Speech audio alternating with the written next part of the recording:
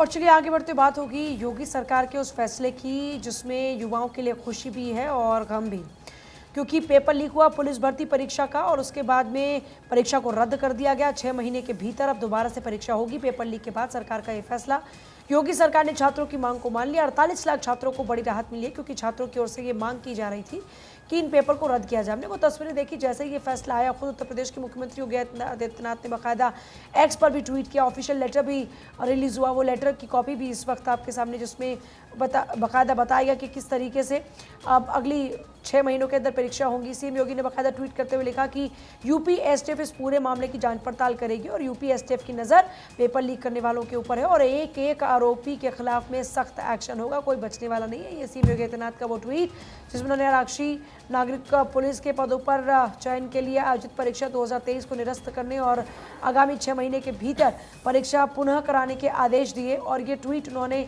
जिसमें इन तमाम जानकारियों का जिक्र किया। तो दरअसल उत्तर प्रदेश में पुलिस भर्ती की परीक्षा हुई, संपन्न हुई, लेकिन परीक्षा होते होते ही ये खबर आ गई कि पेपर लीक हो चुका है। पहले हालांकि सरकार ने ये बोला कि पेपर लीक नहीं हुआ, लेकिन उसके बाद जो छात्र थे उनमें नाराज़गी बढ़ने लगी। छात्रों ने प्रदर्शन करना शुरू कर दिया और विपक्षी पार्टियां भी लगातार सरकार के ऊपर हमलावर हो गई। अब जो छात्र थे जिन्होंने एग्ज़ाम दिया, उन्होंने कहा कि परीक्षा दोबारा होनी चाहिए।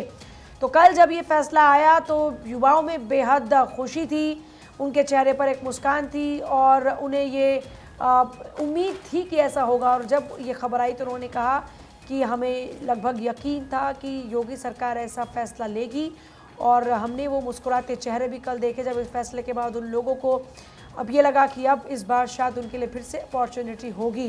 देखिए, परीक्षा में नकल के इस पूरे मामले में 16 लाख महिला अभ्यर्थी भी शामिल थी और 60,244 पदों के लिए ये भर्ती निकली थी, जिसमें लगभग हज़ारों की तादाद में जो छात्र थे उन्होंने अप्लाई किया था, परीक्षा भी दी थी।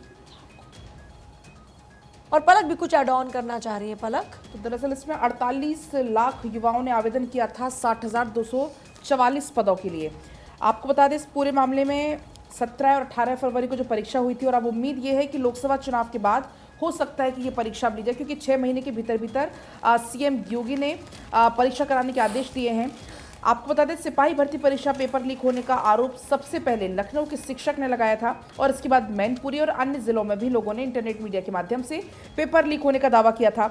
इस पर उत्तर प्रदेश पुलिस भर्ती एवं जो बोर्ड है उनकी तरफ से समिति को गठन किया गया और अब ये निर्णय लिया गया कि 6 महीने के भीतर सीएम योगी ने एग्जाम कराने के आदेश दिया।